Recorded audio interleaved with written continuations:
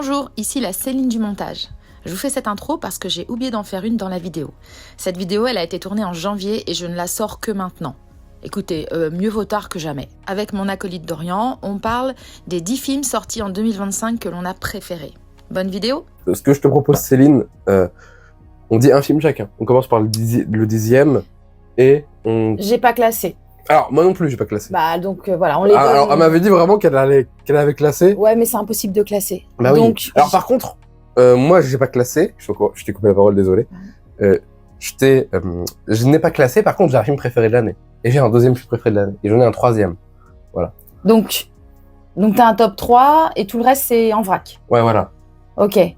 Moi, les 10 sont en vrac, même s'il y en a peut-être que j'ai préféré par rapport à d'autres, mais Ouais. moi je les donne vraiment en vrac, voilà, il n'y a pas d'ordre. Ok. Un des 10 films que j'ai adoré cette année, c'est Wolfman de Leigh Whannell. Voilà, tu peux nous pitcher, tu l'as vu aussi. Ouais, je l'ai vu aussi, j'ai bien aimé. Moi j'ai kiffé, mais ma séance a été gâchée par un bruit parasite du cinéma. Le son faisait bzzz durant tout le film. Ah ouais. Ouais. Alors ça raconte quoi? Alors déjà, il faut savoir que c'est un remake des Universal Monsters. C'est pas du tout la même histoire. C'est un père de famille qui va dans le chalet de son propre père, je crois, perdu dans la forêt, avec sa femme et sa fille avec qui il a une très bonne relation, et sa femme avec qui ça commence un peu à se détériorer. Et une bête va l'attaquer, il va lui-même se transformer en bête. Et c'est pas un film de loup-garou, attention, c'est un film d'homme-loup. C'est différent.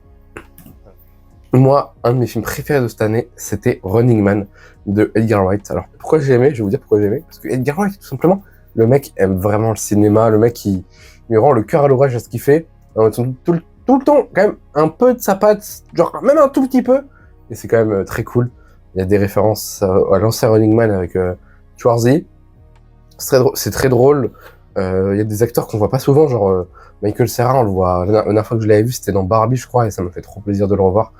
Le film, ça raconte l'histoire en fait, c'est dans un univers dystopique pareil au nôtre, où en fait le monde est contrôlé par une société indépendante. Donc les États-Unis, en fait, c'est plus les US, c'est une société indépendante qui s'appelle Network. En fait, c'est un réseau de télévision, et ils ont comme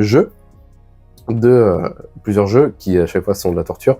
Et leur plus gros best-seller, c'est le Running Man, où en fait, t'as 3 personnes qui sont traquées par des tueurs, et qu'ici, ils survivent un mois, ils ont une énorme somme d'argent, et c'est un très bon film, parce que, alors déjà, j'ai beaucoup aimé le fait qu'il y ait des plot twists, des retournements de situation, des fois, tu sais pas qui croire, voilà.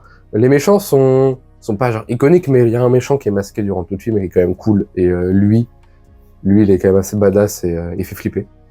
Et voilà, Glenn Powell, ça m'a vraiment fait découvrir le talent de Glenn Powell. Il est trop fort, dans la comédie ou le drame ou l'action, il est trop fort, sachant qu'il joue un mec qui est censé tout le temps s'énerver. En fait, son personnage, c'est un mec qui doit tout le temps s'énerver, qui est censé être tout le temps vénère. Et il fait Running Man en fait pour sauver sa fille qui a la grippe, parce que lui, le personnage de Glenn Powell, lui, il vient de la zone en fait. Un moment qui s'appelle la zone, c'est là où habitent les pauvres, quoi. Et c'est écrit par Stephen King, même si c'est un peu plagiat c'est un peu pompé sur Le Prix du danger, mais c'est pas grave, ça reste quand même très très cool. En tout cas, l'idée de base, un peu pompée sur Le Prix du danger. Alors, le deuxième film que j'ai retenu de l'année 2025, c'était Dangerous Animals. Alors, je me rappelle plus du réal. Je crois que c'était son premier film. Ouais, je crois que c'est son premier film, ouais. Je crois que je l'ai vu en août, il me semble. Et pour moi, c'est purement un film estival, mais d'horreur. Voilà. Quoi de mieux qu'une plage, la mer, les bateaux et un surfeur. Bah oui, parce que oui. Une surfeuse. Une surfeuse, elle est surfeuse. Et évidemment, ce qu'on croit être le grand méchant du film, un requin, mais ce qui n'est pas vraiment. Ouais. J'ai adoré ce film, il m'a vraiment fait rêver pendant mon été. Il est génial. Ouais, il est vraiment, vraiment cool. Et même, c'est avec... Ah putain, j'ai plus le nom de l'acteur. Ah, je l'ai pas non plus. Celui qui joue Captain Boomerang dans Suicide Squad et The Suicide Squad. Un acteur qui est un peu des fois relégué à un plan pas ouf, mais qui est cool dans le film. En tout cas, il est très très cool. Et l'idée d'un mec qui utilise des requins pour tuer les gens, c'est très sympa. La scène d'intro est très sympa aussi. Moi, un de mes autres films préférés de cette année, c'était le Superman de James Gunn. Voilà, j'ai adoré. On déplaise à ceux qui sucent la bite de Zack Snyder, et c'est un fan de Watchmen qui dit ça. C'était génial, même si j'ai un énorme respect pour Zack Snyder. Hein. J'ai adoré la Snyder Cut. Le Superman de James Gunn, c'était vraiment génial, juste pour Nathan Fillion, un Guy Garner avec sa coupe aux petits oignons. Voilà. Mister Terrific. Moi, j'ai vu beaucoup de personnes encenser Mister Terrific. Je suis un peu relou pour moi, il est pas. Moi. Ouais, tu vois. C'est mon personnage On préféré. en parlera plus tard. Mais je l'ai bien aimé, mais voilà, il fait un peu trop caricatural à mon goût. Nicolas Hoult dans Lex Luthor, c'est génial. J'y ai pas cru une seule seconde. Quand on m'a dit rumeur, Nicolas Hoult joue Lex Luthor, je me suis dit non, ça arrivera jamais. Les premiers trailers sont arrivés, je me suis dit ah ok, non, c'est très bon. Tout était vraiment très très bon et j'ai impatience de voir le Brainiac affronter ce Superman. Troisième film que je retiens cette année, c'est L'âme idéale. Alors en fait, je l'ai vu il y a vraiment pas longtemps. Et bah oui, il est sorti, je crois, en décembre. Il est sorti la semaine dernière ou il y a 2 semaines. Ouais, c'est ça. T'es objectif du coup ou tu penses que tu l'es pas trop? Je sens la critique là, sur ma droite. Ah non, c'est un très bon film. Moi aussi, j'ai adoré. Hein, en fait, j'ai bien réfléchi avant de le mettre dans le top. Bah oui. Alors, film français avec Jonathan Cohen, et je me souviens plus du nom de l'actrice. Mais qui fait vraiment penser à Morgane Cadignan pour le coup. Ah oui, c'est vrai que... Ouais. Dans sa manière de parler, vraiment son Morgane intonation, Cadignan. un petit peu son visage, et voilà. L'âme idéale. Ben, une belle romance française, ça fait plaisir. Attends, t'as oublié de dire un truc. Une romance fantastique. Une romance fantastique, c'est vrai. L'élément fantastique... Faut dire comment c'est le film. Attention, il ne faut pas oublier, c'est fantastique. Pourquoi je retiens ce film cette année? C'est parce que une romance française / fantastique qui m'a fait rêver, j'en ai pas connu depuis le film 20 ans d'écart avec Virginie Efira et Pierre Ninet. C'est rare que les romances françaises m'embarquent. Là, j'ai vraiment été embarquée. Et mention particulière à la musique du film, que j'écoute depuis un peu tous les jours, voilà, sous la douche, au quotidien, dans mes oreilles. J'ai cette musique qui est très belle. Dans mes oreilles. Dans mes AirPods, donc voilà.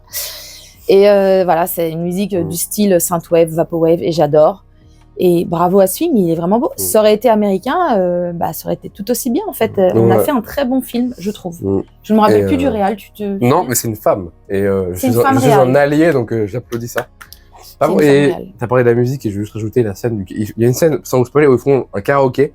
J'ai pas le titre de la musique, mais je peux vous la chanter. Sous le vent. Ah, Sous le vent, voilà. De Garou et Céline Dion. Je savais que c'était de Garou et Céline Dion. J'étais à ça de la chanter. Mais c'est vraiment une très très belle scène. Ouais. Voilà. Un de mes autres films préférés de cette année, c'était Better Man. Donc Better Man, c'est un biopic sur le chanteur Pharrell Williams. Bon, on le laissera, hein. Bon, on le laissera. Ça, on le laissera.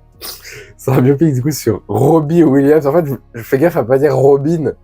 Et du coup, t'as dit Pharrell, tu t'es dit au lieu de me tromper, je vais dire Pharrell. Oui, au lieu de me tromper, je me trompe. Non, du coup, c'est Robbie Williams. Et il est présenté du coup par un singe qui n'est pas joué par lui. Je trouve que ça aurait été cool qu'il soit joué par lui, mais il est joué par différentes personnes, évidemment. Quand le singe a 8 ans et demi, ça va pas être Robbie. Pourtant, le visage, en fait, les yeux sont calqués sur les yeux de Robbie Williams. Oui.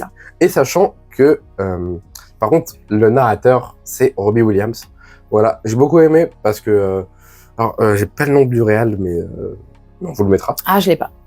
Mais j'ai beaucoup aimé ce film parce que déjà, en fait, il part d'un principe original, c'est que c'est un biopic comédie musicale. Et en vrai, des bons biopics comédie musicaux, c'est... voilà, il est que Rocketman en vrai. Bohemian Rhapsody, il est pas si dingue que ça. Et enfin, c'est mon avis. Et pour moi, Bohemian Rhapsody, il est pas si dingue que ça. Better Man, pour moi, Rocketman, c'est un chef-d'œuvre. Et Better Man, c'est un très bon film. Donc, voilà, à ce côté-là, déjà, il y a un singe, ça rajoute un petit truc marrant. Mais le singe, on s'y habitue très très vite. Hein. Le singe, on s'y habitue très très vite. Mais c'est touchant, c'est drôle, et vraiment, en fait, la personnalité de Robbie Williams est vraiment ancrée dans le film, infusée à 1000% dans le film. Du coup, on a vraiment l'impression de voir un pote faire des conneries, dire de la merde, c'est très très drôle. Et comme dans tous les biopics, il y a une scène plutôt vers la fin, où c'est la descente aux enfers, il prend de la drogue, il se brouille avec ses proches, etc. Et à la fin, d'ailleurs, à la fin, sans vouloir spoiler, il y a une référence au film Clo-Clo. Et cette scène-là est très touchante, mais il y a toujours des petites blagues. Et pour vous dire, la dernière... ça se termine sur Robbie Williams qui fait une référence sur sa carrière, sur sa personne. Et c'est à la fois drôle et touchant. Enfin, c'est à la fois touchant et drôle. On quitte le film en rigolant et en ayant les yeux un peu mouillés. Voilà. J'ai aussi vu Better Man et j'ai un peu hésité à le faire rentrer dans mes 10 films préférés de l'année. Déjà, le fait qu'il était diffusé au début de l'année, il me semble que c'était janvier ou février. Alors, en fait, le film est sorti en 2024 aux US. Ah, et début 2025 chez nous. Alors, peut-être que ça m'a influencé. Plus le film est loin, peut-être moins je m'en souviens. Mais bon, je me souviens que j'ai beaucoup aimé. Et surtout, Moi, j'étais adolescente quand Robbie Williams il a explosé avec son groupe et même en solo.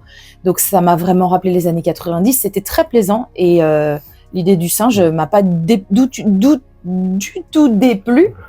Beaucoup de syllabes. Et j'ai adoré, j'ai trouvé ça touchant.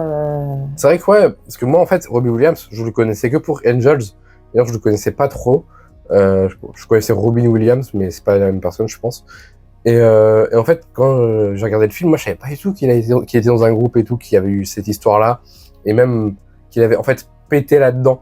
Et en fait, quand je n'ai parlé à Céline, elle m'a dit ah oui, moi quand j'étais ado, il y avait ça. Donc c'est marrant de voir, je trouve ça deux, on va dire, visions du même homme se changer quoi. Moi je le connaissais quasi pas, Oui. et Céline, elle le connaît depuis qu'elle est ado, tu vois.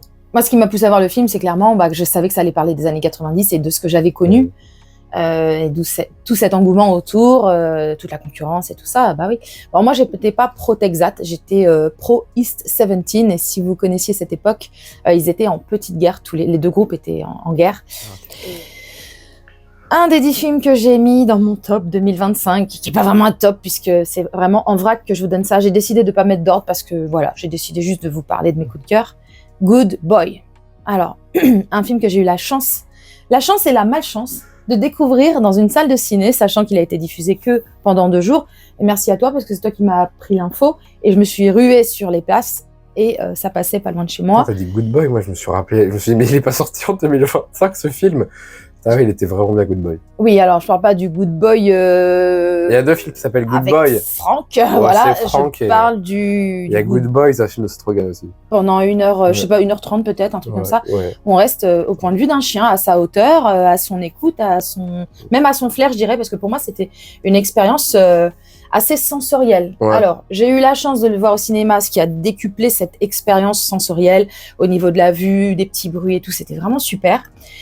La malchance, c'était que la salle était pleine. Alors, pleine d'une catégorie de spectateurs que sont les jeunes gens, on va dire peut-être moins de 25 ans. C'était terriblement bruyant, les gens ne respectaient pas, et voilà, c'était terrible. Mais ça ne m'a pas empêché de choisir ce film pour mes 10 films préférés, parce que Good Boy, c'était vraiment incroyable. Et je pense qu'il faut vraiment l'avoir vu au cinéma et pas sur Shadows, pour recréer cette ambiance.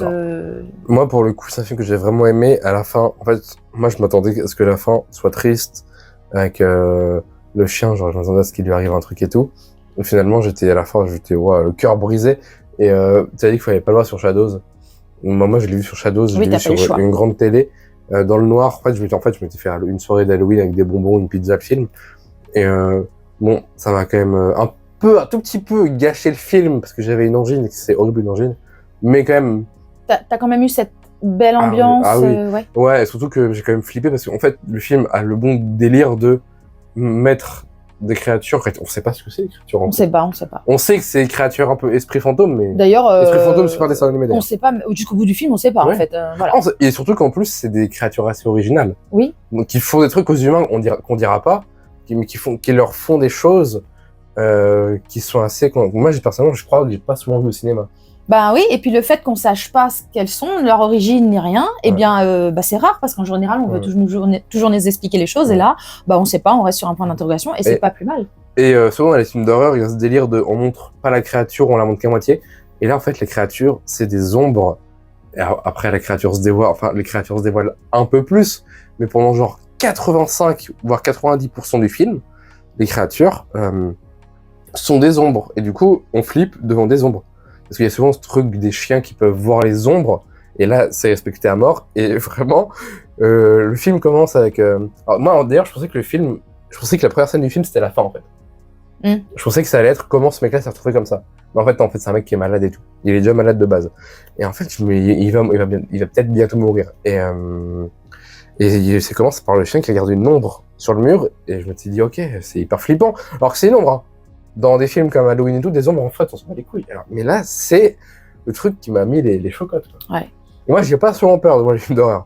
J'ai peut-être peur devant Tintin et ses boules de cristal, mais pas devant les films d'horreur. Qu'il a découvert hier, que j'ai fait découvrir hier, Tintin et les 7 boules de cristal, parce que on a ce personnage de Raskar Kapak qui est quand même assez effrayant quand on a 8 ou 10 ans devant sa télé qu'on voit ça. Alors moi, c'est pas Raskar Kapak qui m'a fait le plus peur, c'est le moment... T'as bien dormi après ? J'ai crié. C'est l'importance de crier dans son sommeil, c'est quand les archéologues crient de douleur. dans leur sommeil, bah, j'entendais un cri du style « Ah ah ah !» Un peu un truc pour enfants. J'ai vraiment trouvé ça. Je vais mettre l'extrait. Ouais. Voilà, c'est maintenant.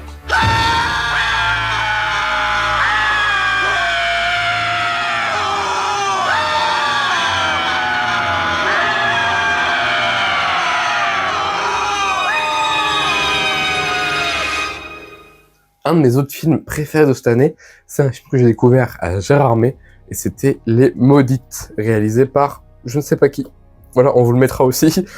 Le film, c'est l'histoire de 3 femmes, en fait. Enfin, plutôt 2-3 femmes, quoi. Et en fait, ces femmes sont toutes les 3 liées, mais je vais pas dire comment. Et en fait, on commence en 2022, enfin dans l'année 2020, avec une meuf, et ça se passe en Espagne.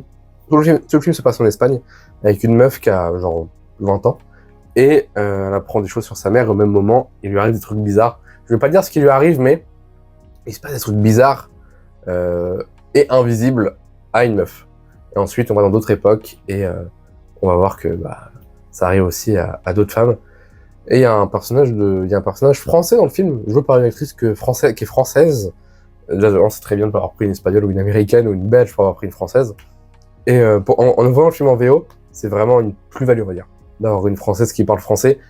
Et le film fait pas forcément peur, mais il y a des scènes qui sont assez dérangeantes. Genre, je pense à une scène où il y a un personnage qui se filme en dormant, et il lui arrive un truc, et c'est rien de grave, hein.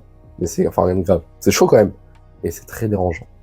J'ai vu Les Maudites et j'ai vraiment pas accroché. Alors, faudra peut-être que je le revoie une seconde fois, un peu plus tard. Voilà. Autre film que j'ai retenu en 2025, c'est Together. Eh bien, grosse surprise pour ce film.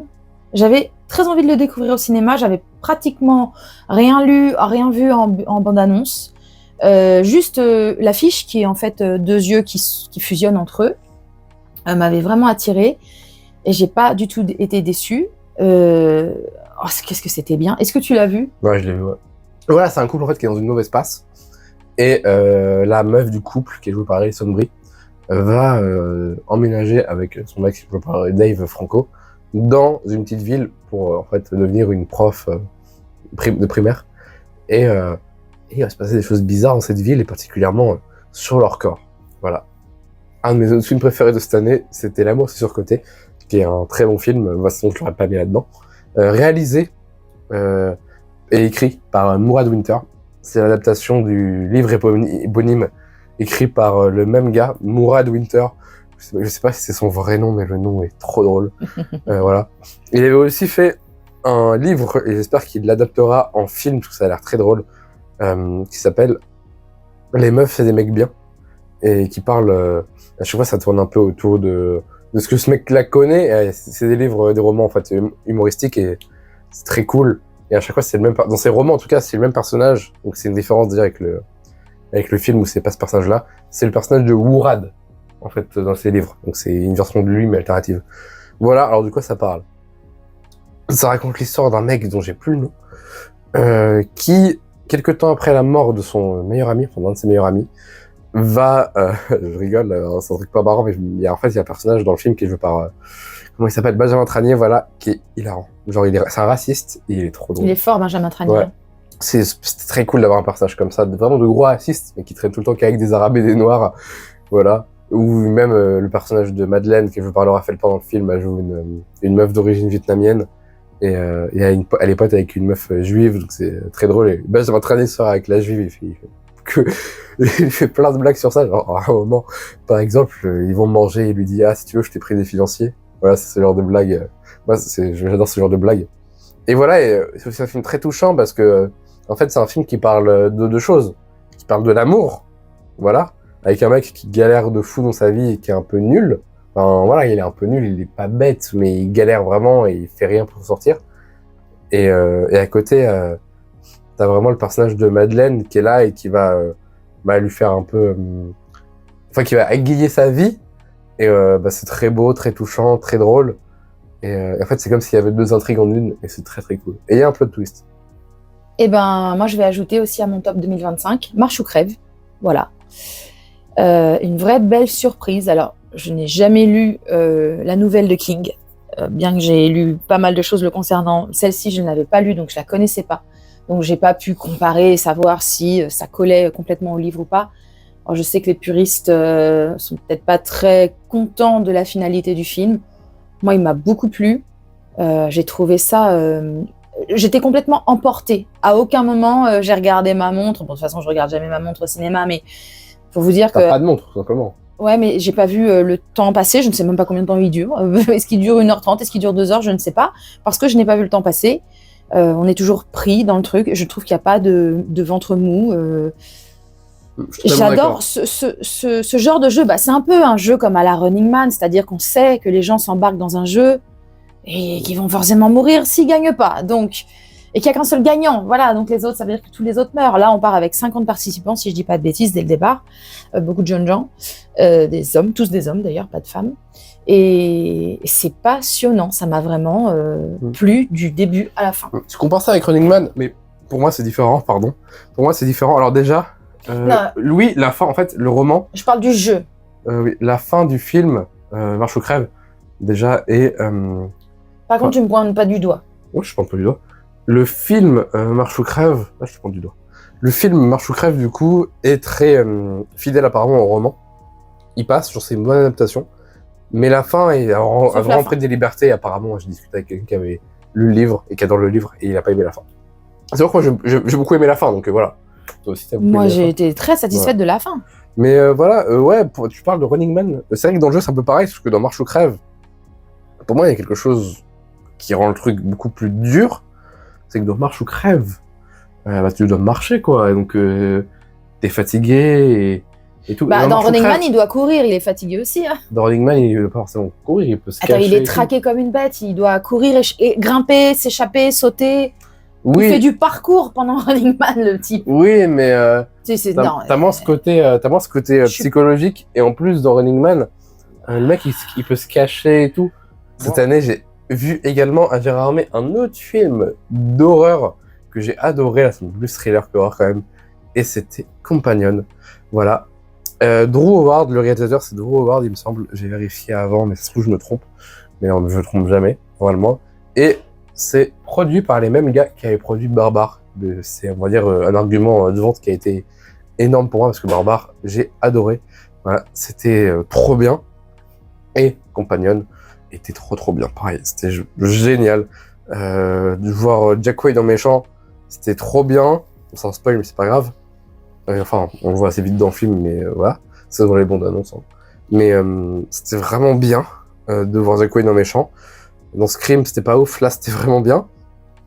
Et voilà, j'ai bien aimé le message, tout comme Barbare, un message sur ce que les hommes font aux femmes. Hein. Voilà, c'était vraiment... et là, c'est vraiment bien tourné. Et il y a quand même des bonnes blagues dans le film. T'as vu le film? Oui, je l'ai vu. Il y a une blague qui m'a vraiment fait rire. Et en plus, c'est une blague qui sert à l'histoire, donc c'était vraiment cool. Il m'a pas autant plu qu'à toi, donc du coup, il fait pas partie de mon top 10. Ouais. Alors, n'en déplaise à la populace, j'ajoute à mon top 10 Bridget Jones, folle de lui. Je n'ai pas aimé. Ouais, enfin, de là à le mettre dans un top 10. Bon, voilà, déjà, je suis sensible aux romances. Alors, j'aime l'horreur, j'aime aussi la romance. Deux genres complètement opposés. Mais Bridget Jones, bah, moi, j'ai pleuré tout le temps. Et j'avais oublié mes mouchoirs, donc j'ai pleuré dans ma manche de pull pendant tout le film. Alors, peut-être pas pendant tout le film. Il y a trois grosses scènes où j'ai vraiment pleuré. J'arrivais pas à m'arrêter de pleurer. Que vous dire, bah, c'est le 4e épisode de la saga, on va dire ça. C'est une saga, effectivement. Bridget a 50 ans. Elle est donc veuve, si vous avez vu le numéro 3. Le personnage de Colin Firth est mort, elle reste avec ses 2 enfants et elle doit comme ça se reconstruire et je trouve que l'histoire est belle et ouais, j'étais complètement séduite, mais en même temps une belle romance comme ça, moi ça me séduit. Hein. Voilà. Ok. Avant de commencer mon top 3 de mes films préférés de cette année, il y a le film Together, voilà, je l'ai volé à Céline. Alors, il me reste 3 films à citer. C'est pas un top 3, c'est juste, voilà, comme je vous ai dit, c'est du vrac, donc j'ai pas mis d'ordre. Je vais citer le film Superman, qui a eu, il me semble, cet été. Oui. C'était cet été, hein. Cet été 2025 m'a beaucoup plu. L'année 2025 est trop bien. Mais l'été plus particulièrement, L'été. c'était génial. Les 4 Fantastiques, Ah ouais. Weapons en fin d'été, voilà. Alors, quand j'ai vu que Henry Cavill ne jouerait pas dedans, vu son âge, et que là, on veut parler effectivement d'un jeune Superman, enfin, d'un jeune homme, j'ai vu... C'est pas un jeune homme, c'est vraiment un jeune Superman, tu as raison. Oui, un jeune Superman. J'ai vu l'acteur, j'ai fait... Non, ça me plaît pas. Ouais, Si c'est pas Henry, j'en veux pas. Donc voilà, j'ai bêtement réagi. Mais alors, j'avais tellement tort, le mec est génial. Il est incroyable. Et Je en ne plus, sais pas le nom de cet acteur. C'est David Corenswet, D'accord. qui joue dans Pearl. Il joue le... Ah oui. Il joue le producteur de film, le projectionniste. Projectionniste, ouais. Et on connaît pas son nom dans le film. Exact. C'est vraiment un très bon acteur. Moi, je l'avais vu dans Pearl avant Superman, mais je l'avais pas reconnu parce que il avait une moustache. Et on sait que Superman et les moustaches, c'est une longue histoire. Voilà. Et non, c'était vraiment bien. Et en plus, je rajoute un truc que je n'ai pas dit tout à l'heure. Superman à la sauce James Gunn qui écoute du rock. C'est trop bien. Même Crypto, c'est trop bien. Ouais, tout était bien dans ce film. Comme tu m'avais expliqué déjà avant que je voie le film que James Gunn a un attachement particulier aux animaux, ça se ressent tout le long du film, c'est vraiment très agréable. Lex Luthor, génial, qui pète un câble, qui est complètement hystérique. Métamorpho aussi, je n'ai pas parlé tout à l'heure, mais Métamorpho, j'ai adoré. Ah oui, très sensible le gars, oui, qui fait tout pour récupérer son enfant dans le monde des poches. Le monde de poche. Le monde de poche. J'ai pas tout le vocabulaire de Marvel. On a un spécialiste. Ouais, de Marvel, ouais. Superman, c'est Marvel, ouais. Voilà. Voilà. D'ici. On garde ça. Pardon, d'ici. Voilà. Typiquement Qu'est-ce qu'il faut pas dire avec moi, là? Qu'est-ce qu'il faut pas dire avec moi? Typiquement le genre d'erreur que je fais, de citer Marvel au lieu de citer DC. Voilà.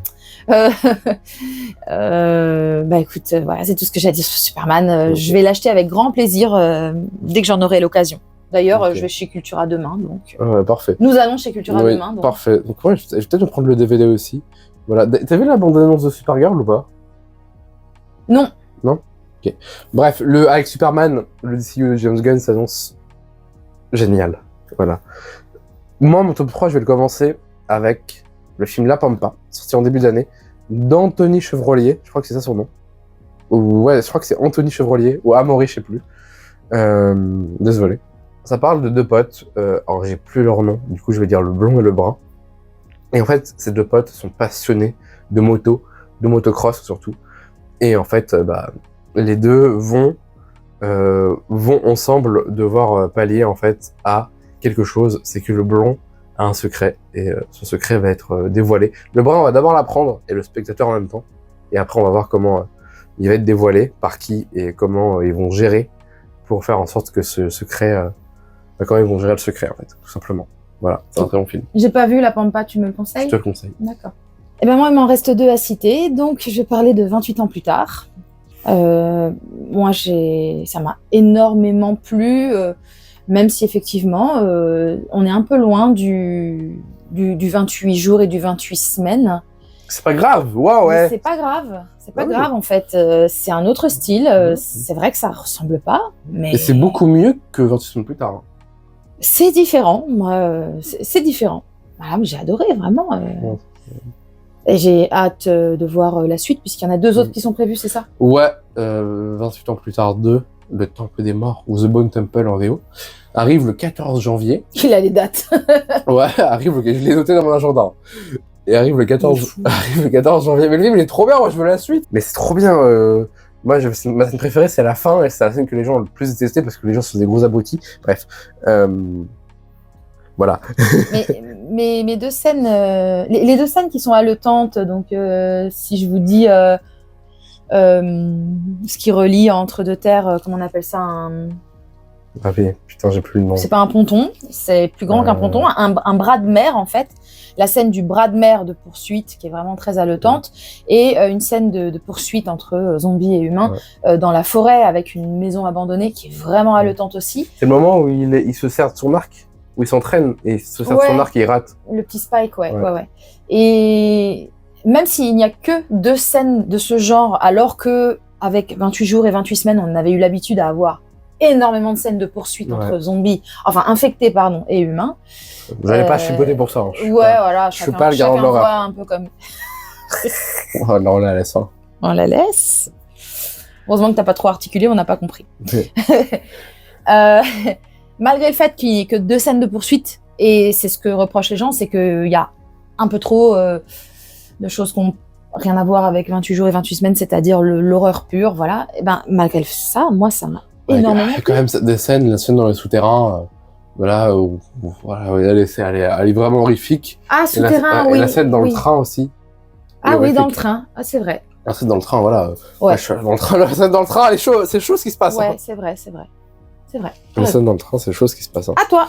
Moi, mon avant-dernier film, donc mon top 2, c'est le film, et ça a longtemps été mon top 1 de cette année, d'en avril jusqu'en été, c'était Sinners, voilà, de Ryan Coogler, avec Michael B. Jordan dans le rôle de Smoke et Michael B. Jordan dans le rôle de Stax. Voilà, ça raconte l'histoire de 2 jumeaux, donc Smoke et Stax. Je crois que c'est Stax, je ne me trompe pas. Smoke et Stack, pardon. Je crois que c'est juste Stack.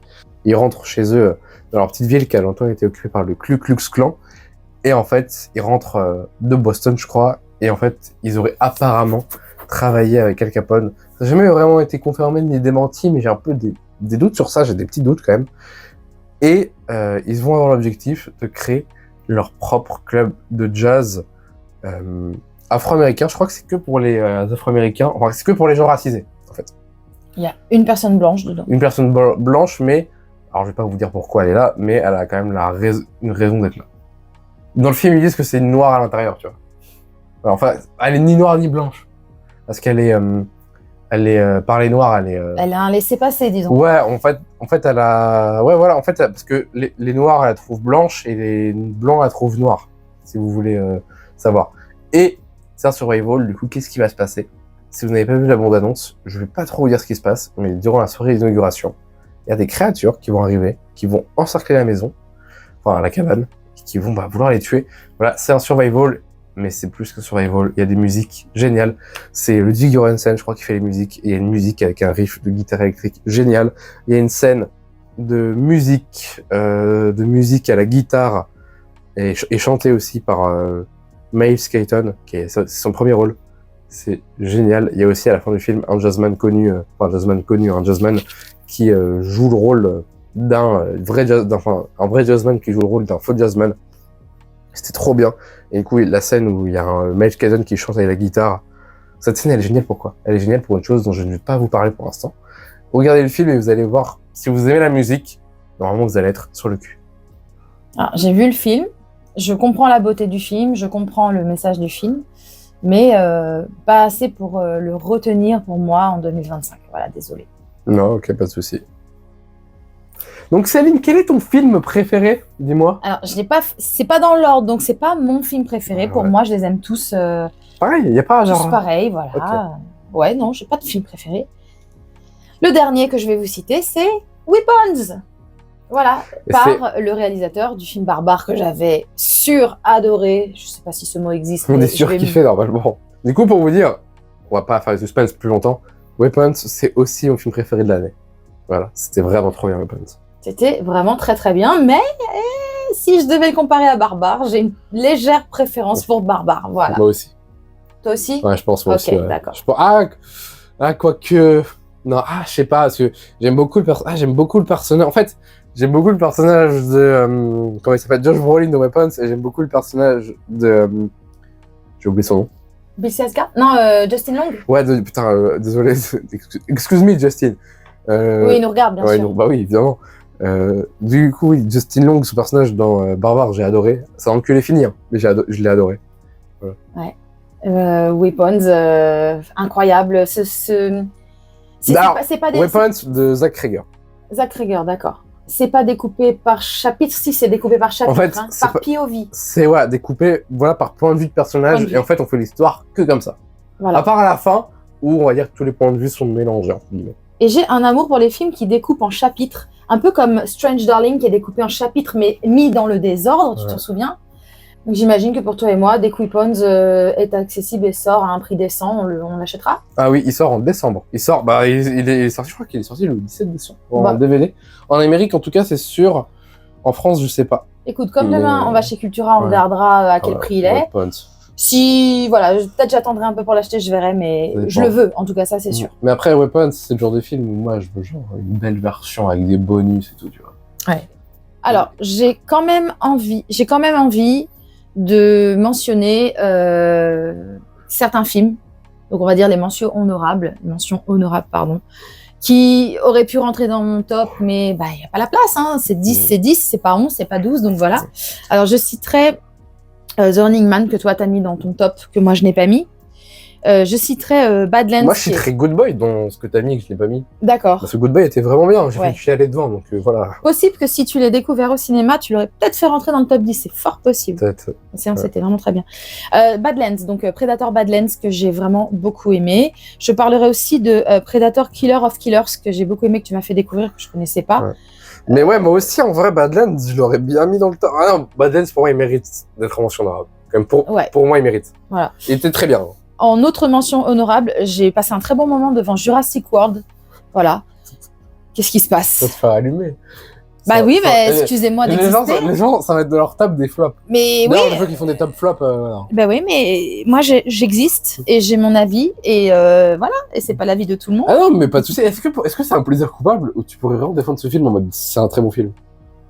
Ah bah peut-être plus le plaisir coupable alors. Okay. Voilà, de la licence et voilà, j'ai toujours aimé cette licence depuis le début. Hein. Je citerai aussi The Ugly Stepsister que j'ai vraiment beaucoup aimé. T'as envie de rire. Hein. Ah moi j'ai détesté.